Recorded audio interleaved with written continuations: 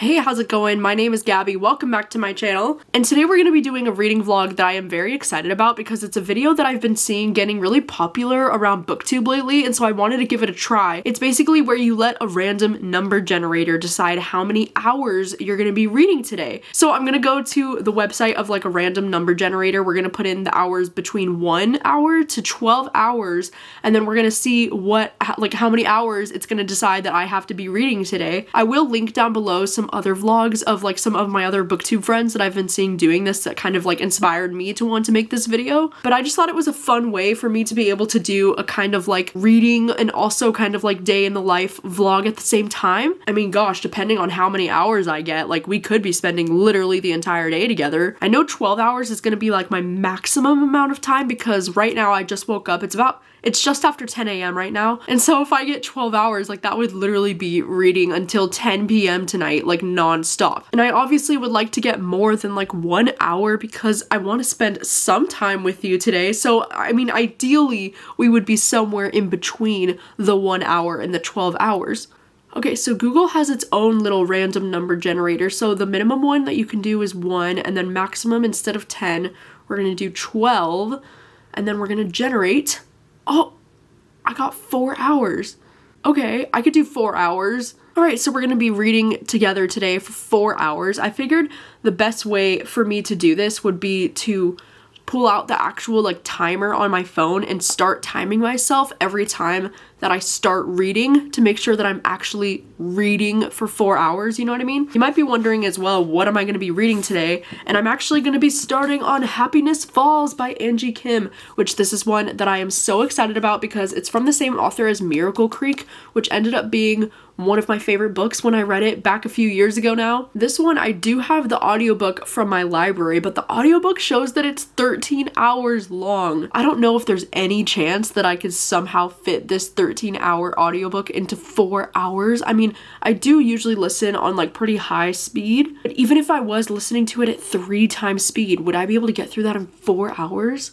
I don't know if that's humanly possible, so we'll have to see. But I'm going to be starting on Happiness Falls, which I'm very excited about. All I really know about this book is that it says when a father goes missing, his family's desperate search leads them to question everything they know about him and one another. I've been hearing such great things about this book from a lot of my friends who have read it, so I'm just so excited to finally get started on this one. I feel like I've been waiting to start this one all month, but I really wanted to save this book for a reading vlog like this because I wasn't working on too many reading vlogs in the month of September because I had my Japan trip at the beginning of this month, and then ever since getting home, I've gotten really sick. If you can't hear from my voice, I've just been sick almost the entire month of September, and it's just been this on and off, really awful, nasty cough sickness. I also missed my Coldplay concert this month that was supposed to be at the end of September because I've been sick. It's just not been a very fun time over here, and so today is the first day that I'm actually starting to feel like a tiny bit better, actually. Like, I don't want to jinx it, you know, knock on wood, but I'm starting to feel a little bit better, and so I just really wanted to save this reading experience for a reading vlog because I have a feeling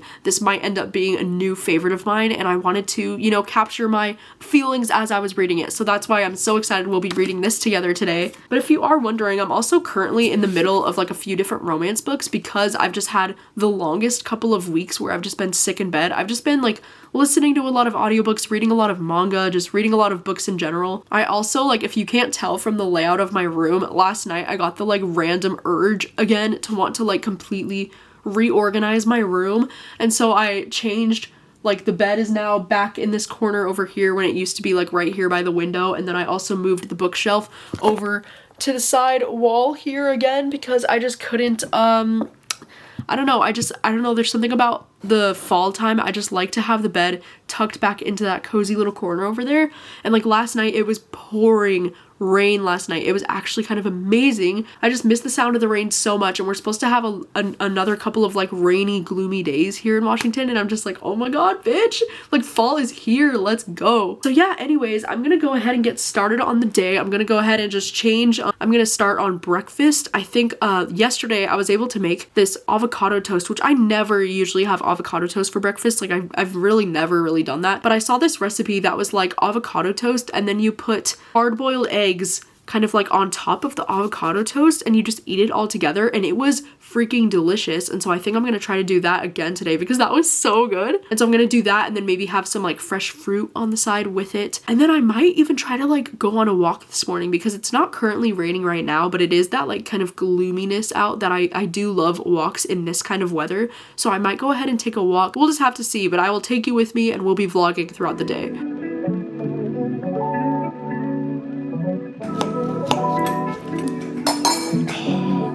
Perfection!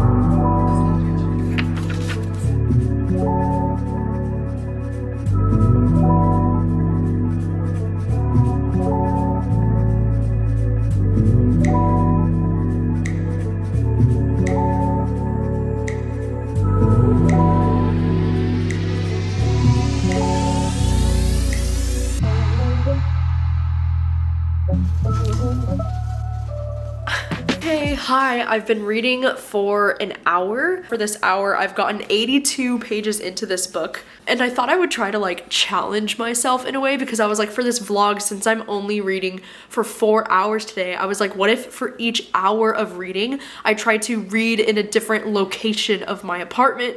And so that's the kind of thing that I'm gonna be doing today. So for the first hour, I read in the office upstairs in like the new little chair that we have in the corner of the office.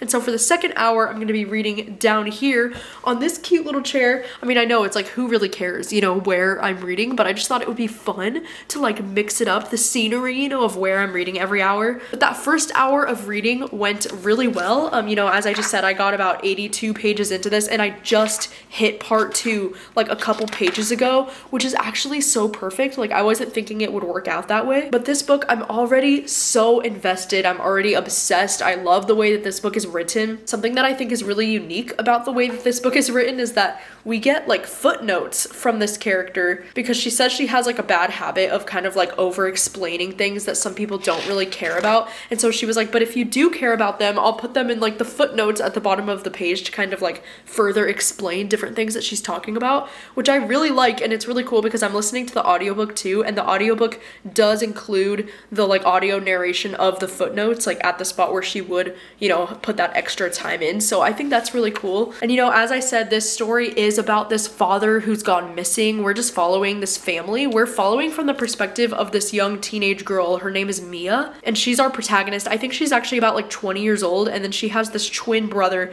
named John, and then she has this younger brother named Eugene, and Eugene has autism. So there's already been quite a bit of conversation about Eugene and like his autism and how it's like really made some things in his life very hard. It's really interesting too because they're a biracial Korean family and they're living in Virginia, but it's interesting because this family has lived in Korea for some time and now they're like living back in the States. And so we do get some flashback scenes of like when they were living in Korea, because I think she said, this protagonist, she said she was living in Korea from when she was 5 years old to when she was 13 years old. So far, all that's really happened in this book so far is that there was like an incident where they thought her dad might have gone missing at the beginning, but she kind of like joked in a lighthearted way that she was like, no, like I heard his footsteps and like whatever, like she kind of tried to make light of the situation. And then the rest of her family started to really feel like, no, I think something happened, like, you know, he's not responding to texts, it looks like his phone might have died, his location like isn't available on his phone.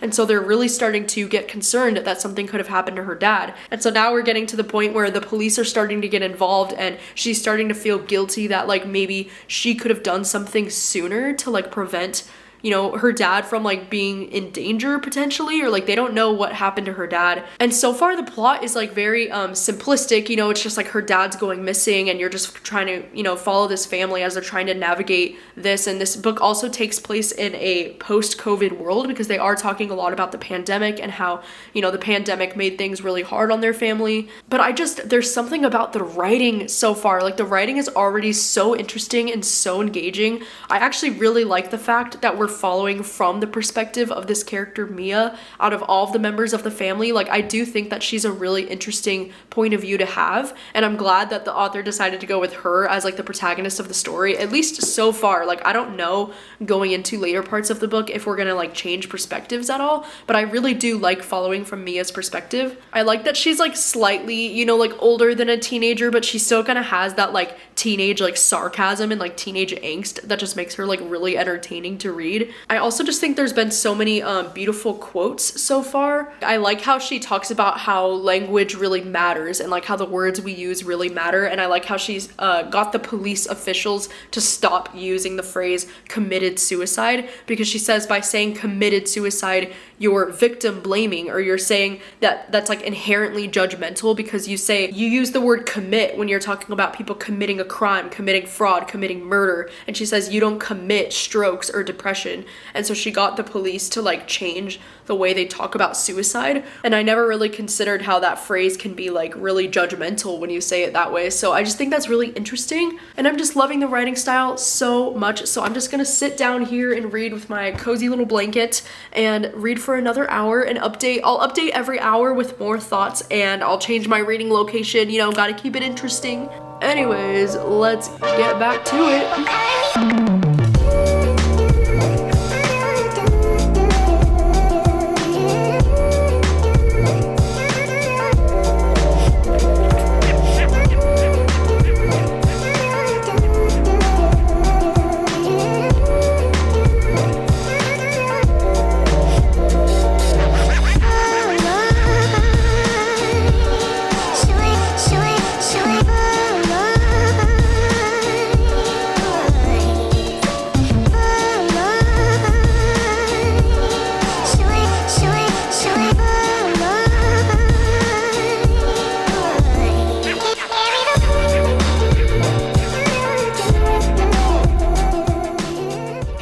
Hello, it is now about 1:40 in the afternoon and I just hit my 2 hours of reading, which puts me at about 166 pages in now. Dude, I cannot make this shit up that I just hit part 3 of the book like a few pages ago, and I'm like, what are the chances that it would be taking me exactly about an hour to read part 1 and then part 2, and now I'm on part 3. Like, how perfect is this working out? Like, I swear I didn't plan for this, okay? But this book is just perfectly divided so that it's been taking me about an hour to get through each section. Oh, I just saw part 4 is coming up real fast, so it looks like part 3 is going to be rather short. But so far, I've still been really, really loving this. You know, I feel like what this author does really well is that her stories always feel like so much more than just like a mystery or like a thriller. It's definitely reading more like a kind of like a literary fiction, slow burn mystery, and more of a character study. I just think she's so good at writing these like really interesting family dynamics. Like, there's just a really complicated, you know, father-daughter story that's being kind of explored throughout the story, and like how he perceived his children. You know, she's finding out that her dad was really obsessed with the idea of, you know, like the happiness quotient, I guess is what he's calling it. And he's just obsessed with finding if there's like ways that he can impact like people's levels of happiness, or if there's like a scientific explanation behind what makes people happy, or like how we can affect people's happiness. It's really interesting, you know, because so far throughout the story, we are still following from Mia's point of view only. So there is a female narrator on the audiobook that does Mia's narration, but then we do get a second narrator on the audiobook who's a man's voice, and he's voicing the journal that she found that's like her dad's journal where he's talking about like these happiness ideas. And so it's really interesting that we do get the two different narrators on the audiobook, which I do like. But some of the you know, discussions about this like happiness project that her dad is working on, I just think is really interesting, because he's saying things how an object you buy and keep becomes part of your new normal, your baseline, so seeing it after a year no longer yields pleasure. And he's talking about how like once you return home from a vacation or a concert and the event is over, your baseline life remains the same, so every time you remember the experience, you derive pleasure from it afresh. It's interesting that he's like wanting to experiment, because he's saying, is it possible to manipulate happiness levels? And if so, is that something we should really be doing? I always thought it was interesting, because I always think that I tend to be a happier person most times when I am really pessimistic, which I know sounds like complete opposite things, but for me personally, I've always found that if I go into something with really low expectations, or I just expect low expectations from the world, then it like saves me from being disappointed if things don't really work out the way that I thought that it would. It's more like, oh well, I knew that it wasn't gonna work out, so it's fine. Whereas like if I try to go into things with like a really optimistic mindset and I'm like, yes, like today's just gonna be the best day ever, then most of the time I end up being disappointed when things don't work out the way that I want them to. And so it's like I've just really trained myself to be more pessimistic the more that I've grown up. And I know that that can be considered like negative. Like people think, oh, people that are pessimistic must be super negative, and like maybe I am. I'm just like a really realistic person when it comes to experiences and things. Like I just always go into it with a mindset of like, this is probably gonna suck, because I just feel like it saves me from being sad about it, you know, because if I think it's gonna suck and then it does suck, then I'll just be like, well, I was right. But if I go into something thinking it's gonna suck and then it doesn't suck, then I'm like, oh my god, amazing, it was like the best thing ever. And it makes me even more happy because I went in with like low expectations. Like obviously there's exceptions to that rule. I'm not talking about like every single thing in my life, but for the most part, I do think that being pessimistic and having a more pessimistic attitude has like really helped me be a happier person in a way, which is very weird. I know it's weird to say. I feel like this book is just so well written. I love the talk about, you know, her experience with like being a biracial family living in Virginia, you know, with her being like half Korean. I love the discussion about how like when she's around all of these white people, she feels so Asian, and then when she's actually like in Korea, she feels so white, and how she doesn't really feel like she belongs in either space, and it's just really hard for her to find people who understand her. I just love all of the different conversations in this book about race, and then also like the conversations about autism with her brother. They're just always so eye-opening to read, like, you know, these conversations about autism, because I definitely like, I do have autism in my family, like not in my immediate family, but I do have cousins who have autism, and it's just always so eye-opening to read about the experience of someone who has autism or lives with someone who has autism, and like the daily things that they have to go through. And I just think it's really interesting to learn about, and I feel the same way about this book with how I felt about Miracle Creek, because, you know, Miracle Creek, the other book that I read from this author, it also had a lot to do with like autism as one of the main like conversation things that was happening in that book, because there was a character that also had autism in that book. So I just feel like this is something that this author clearly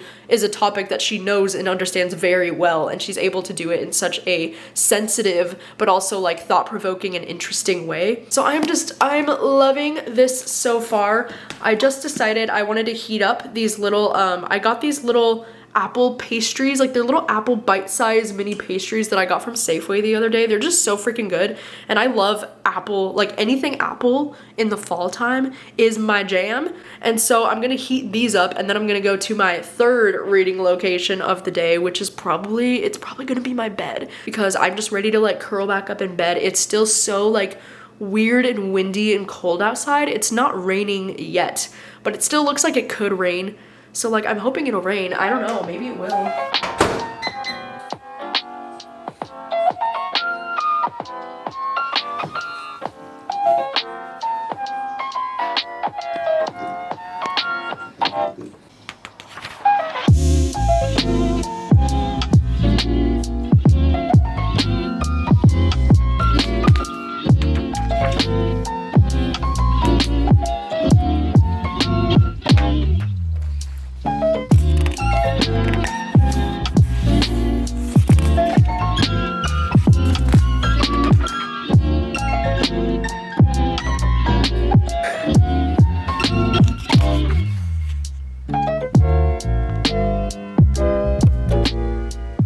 Okay, hello. It's been exactly 3 hours. Literally the second I got to my room and sat down on my bed, it started dumping rain. Like I was just saying, it looks like it's gonna rain and it looks really stormy out. But anyways, I have been reading for another hour. I got up to page 244, so I feel like I'm really making a dent. Now in the audiobook, it's showing that I'm 62% of the way through this on audio. I've been listening to this at 2.8 times speed, which I know sounds like it's fast, but it's honestly like the perfect listening speed for me right now. I mean, I've gotten through 8 hours and 15 minutes of the audiobook within those 3 hours.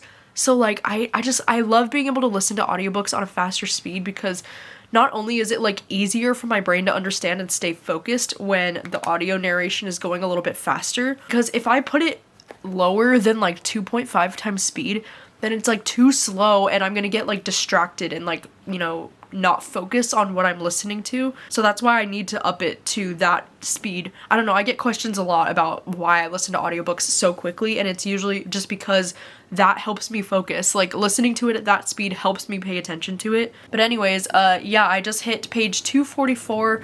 I am still really loving this. I feel like the mystery in this book is getting even more complex and like complicated, and my heart is just hurting so badly for this family because of like the situation they're being put into is really tricky and complicated. And I know I have already said this, but I just feel like this author is just writing these family relationships so well. I feel particularly invested right now in not just like the father-daughter relationship that I was talking about earlier, but also like the relationship that Mia has with her twin brother John, and like the relationship that Mia has with her autistic brother Eugene. And we're learning more things about their characters as well. And I really do love the way that this author is able to have these flashback chapters of like some of their childhood in between the chapters, but they're like, it's all relevant. Like none of the story feels like it's just filler or like these scenes are just being thrown in to like hit a word count or something like that, you know? I feel like all of these flashback scenes feel really relevant to understanding these characters better and understanding why they are the way they are. I'm also just really loving getting to know her mother's character better and like learning about her experiences as a Korean woman, you know, moving to America, and how difficult it could be when there's like a language barrier at first and you feel like people are talking about you right in front of you because they think that you're too stupid to understand, and how awful and like heartbreaking that can be. And there's also a lot of great conversation to be had in this book too about, you know, like feminism and how like these expectations that are getting put on women are different than the expectations that get put on men. And that's talking about in both South Korea and in the United States, how it's so different, how women are just held to like a higher standard. I feel like this is the perfect book for me to read for a video like this, because I feel like usually when I'm reading books these days, I don't really have too many thoughts every like 100 pages or so, because most books are just so forgettable or like they don't provoke that much discussion. But I do think that this is the perfect book for something like this, because I feel like there's so much to talk about with every little section that I'm reading. I'm like getting all of these ideas and feelings. I do think this would be like the perfect book to read for like a book club discussion. I'm almost sad that this one didn't end up being a BookTube pick, to be honest, because I did have this as like one of my options for my Patreon to vote on to be a book club pick. So like it could have been a BookTube pick, but it wasn't. So anyways, I am going to continue reading for the final hour for the day. I don't think I'm gonna be able to finish the book in that next hour, and I think that I've decided that I will wrap up this vlog once I've finished the book so I can give you at least like my final thoughts. But yeah, let's go ahead and read for one more hour. I think the last location of like where I'm gonna read is gonna be back in the office, just kind of like sitting at my desk.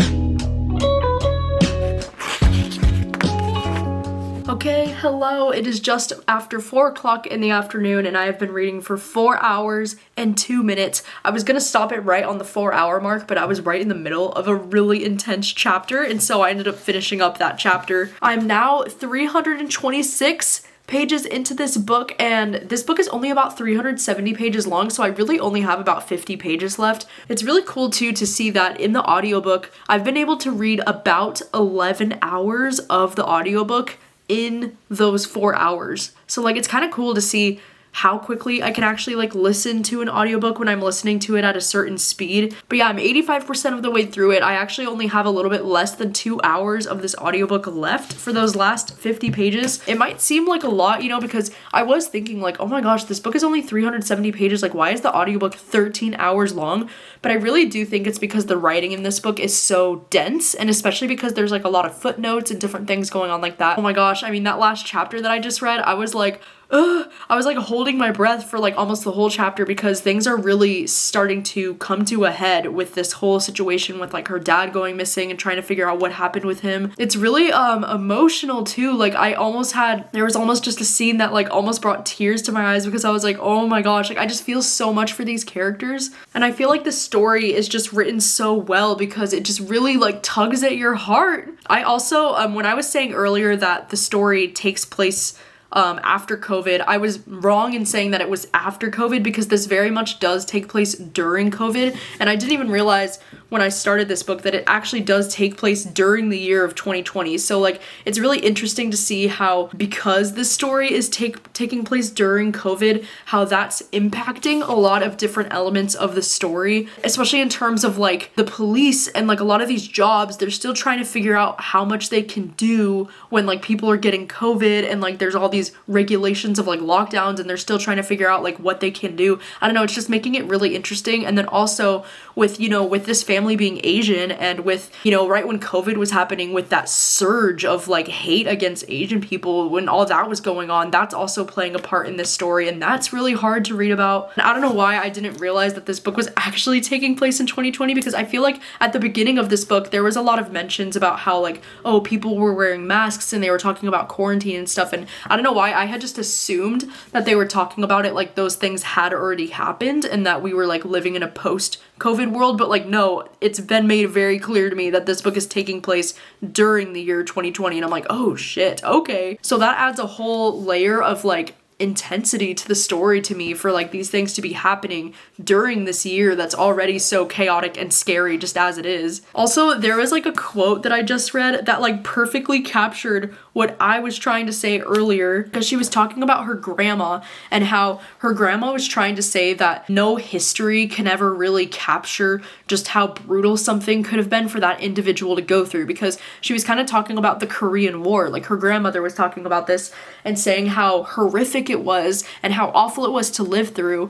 And, you know, she was kind of explaining to her grandmother that, oh, well, it had been made out in my history textbook that like this thing was like really rare that this would happen, or like, I don't know, it just didn't really capture what it was actually like during that war. And I like that she says, history blends individual experiences into smooth narratives of average experience, but of course there is no average until you've reached the end. And kind of just talking about how like, yeah, we can learn as much as we want to from history, but we'll never know about what the individual experiences were actually like to live through those things, like a war. The reason I brought this up is because the grandma says, or the mom says, that her grandma has a very pessimistic kind of optimism, which is kind of what I was saying earlier, and maybe that's like what I actually have, like, or what I kind of do as well, because I was saying that like, because I'm pessimistic, it actually makes me more optimistic, or like that's what I was trying to explain earlier. But it's so funny because she says that she has a very pessimistic kind of optimism whenever anything bad happened. She said you have to be thankful that something worse didn't happen and proceed to imagine and list multiple worst case scenarios. So like this grandma is like, yeah, like you broke your arm, but like at least you didn't break every bone in your body, or like, you know, she's like, she takes the worst thing and then says you have to be grateful that nothing worse happened. Like that was like a mild thing that happened to you, and like things could be so much worse. So I just thought that was really interesting and really funny that she actually said that quote about the grandma being very pessimistic kind of optimism, because I was like, oh my god, is that me? Like, is that what I am too? And then there was another quote that I really liked that was again about her experience with being Asian and like the different stereotypes that she has to deal with, because she says, if you're Asian and good at math, it's no big deal, just something that comes with your genes, a dismissal of a genuine talent. And if you're Asian and not good at math, then you're a disappointment to your your race. And I think that's just so incredibly frustrating. Like the fact that people put stereotypes on that, or they try to like discredit someone who's really good at math just because they're Asian and they're expected to be good at math. Like what? I also love the end of this footnote too. She said, "Mom thinks it has to do with the idea of math being robotic to perpetuate the myth of Asians being cold and stoic," to which she says, "Have you not seen a K-drama?" And I like love that so much because K-dramas are known for just being like so over the top and like so dramatic that you would never say that. Oh, this is just so good. I'm loving it so much. Like, yes, I only have 50 pages left. And even though I have technically completed my challenge of reading for 4 hours today, I am going to continue with this vlog until I finish this book, just because that's what feels right. You know, I feel like I need to give you my like overall final rating at the end of this. I think my sister and I, we're gonna go and pick up like a quick dinner, probably like a fast food somewhere, and then we're going to be watching Big Brother tonight. We're also gonna be watching Love is Blind.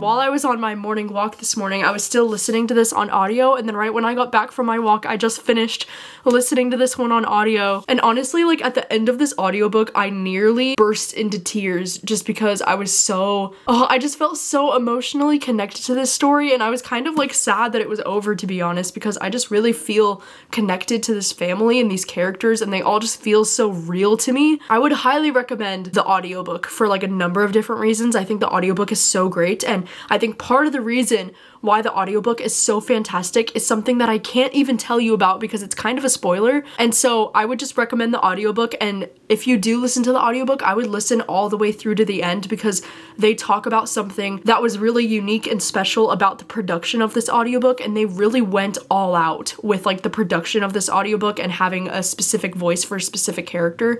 It was just really well done and really like emotional and moving.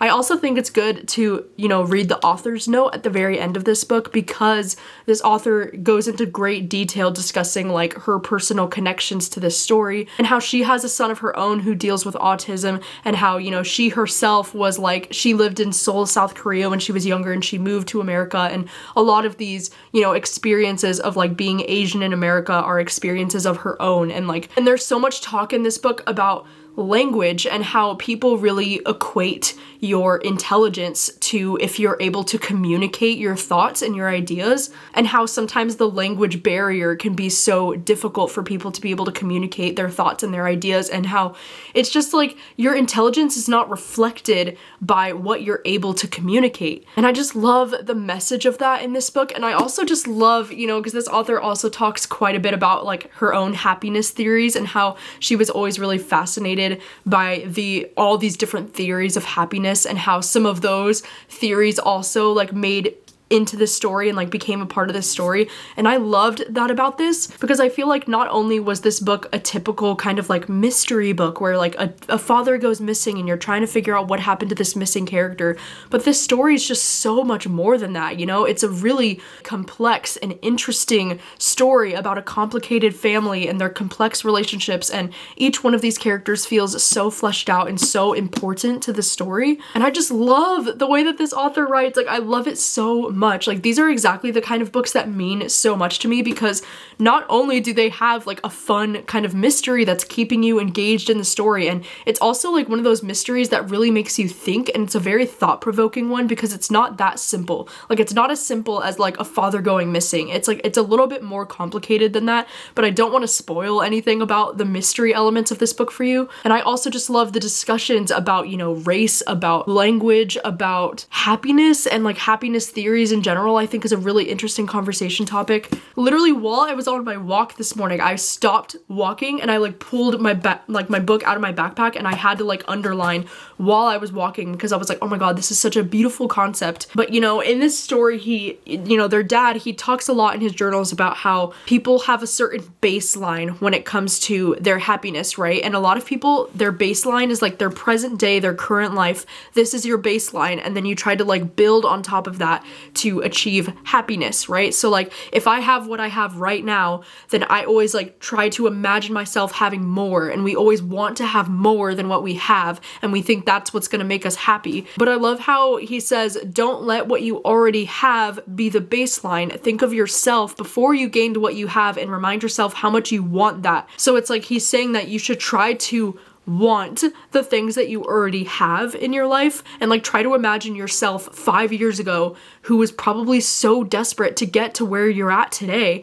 and like try to have that mindset of like, I want so desperately what I already have, and that will make you more happy and grateful for the life that you have. And I don't know, like just that little bit was so inspiring to me. Like I know some people would hear that and think it sounds very like self-help or very like preachy or whatever, but it just really got to me because I was like, wow, that is such solid advice. I feel like, you know, like if you imagine yourself 5 years ago from how you were right now, like, yeah, I do think I would feel a little bit happier to know where I'm at today, because I know 5 years ago myself would be so proud of who I am today and proud of all the things that I've accomplished, you know? So I just love this so much. I would highly recommend. I do think this is going to be one of my top favorite books of the year. I mean, if it's not obvious from my, you know, review of this so far, this was easily 5 stars for me. This was easily a new favorite book of the year. This is definitely my favorite from Angie Kim so far, even though I did love Miracle Creek, but I think this one is even better. And I think that this one is actually only her second book. So like I am definitely going to be keeping my eyes on Angie Kim going forward, because she is quickly